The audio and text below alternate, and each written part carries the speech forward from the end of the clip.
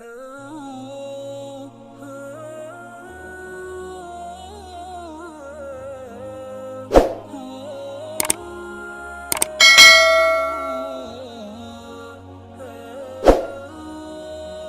اللہ الرحمن الرحیم۔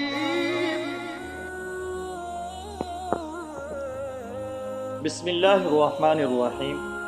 آج جو ہم مسئلہ بیان کریں گے وہ یہ ہے کہ گڑیا دیکھنے سے وضو نہیں ٹوٹتا۔ کسی نے پوچھا ہے کیا گڑیا دیکھنے سے وضو ٹوٹ جاتا ہے؟ میں نے سنا ہے کہ وضو سے گڑیا پہ نظر پڑ جائے تو وضو ٹوٹ جاتا ہے، کیا یہ بات صحیح ہے؟